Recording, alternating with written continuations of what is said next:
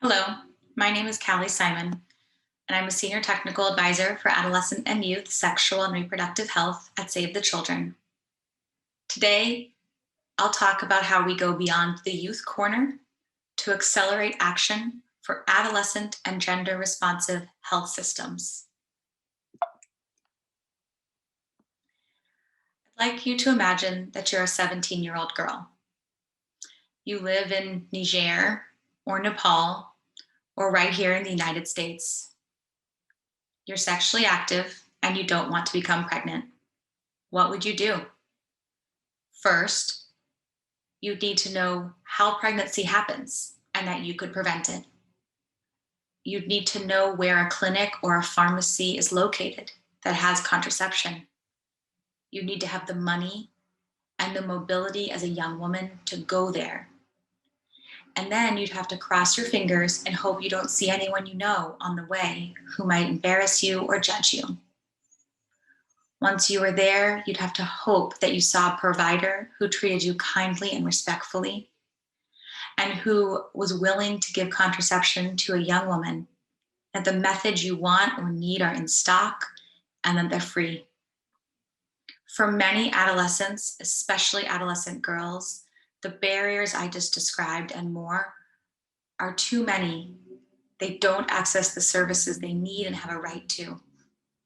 And as a consequence, aren't able to live necessarily the life they want and achieve the dreams they have.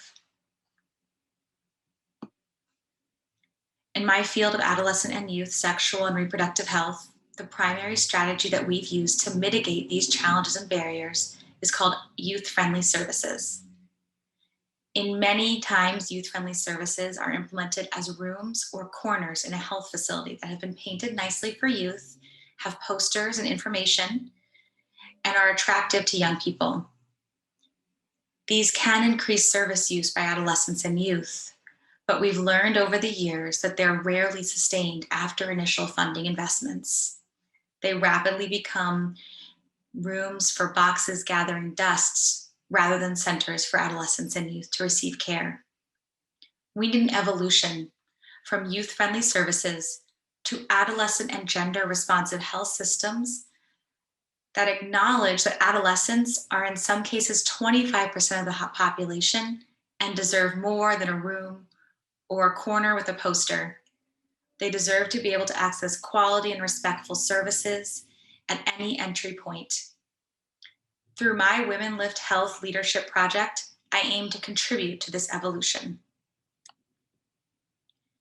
An adolescent and gender responsive health system approach is one where country governments, donors, and organizations invest in strengthening multiple building blocks of the health system to meet the needs and rights of adolescents and actively address the gendered barriers and inequalities that adolescents face in seeking services.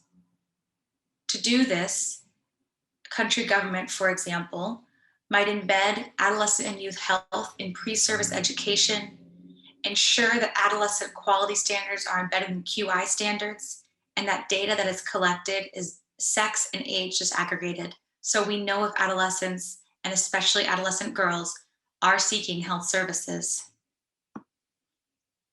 I use the tools and the skills that I developed through the WomenLift program to make progress in advancing a responsive systems approach.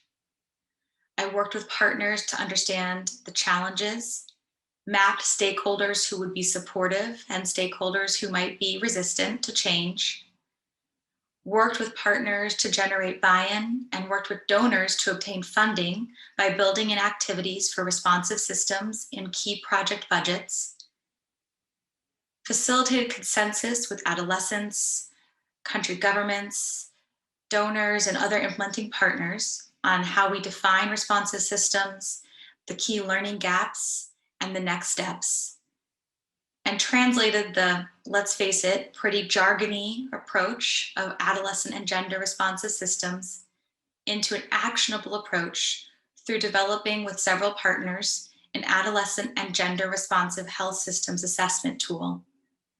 I'm working with country governments and my colleagues at Save the Children in Kenya and Sierra Leone to use the responsive systems assessment tool and to understand the key areas for strengthening so that those country government systems might be more responsive to the needs of adolescents and youth. I'm grateful to the WomenLift program for giving me the skills and capacities to translate my passion for responsive systems for adolescents into action. And I look forward to sustaining the momentum through partnering with adolescents themselves and cross-sectoral stakeholders. I hope that this work contributes to ensuring that adolescents are able to access the health services they need and have a right to. Thank you.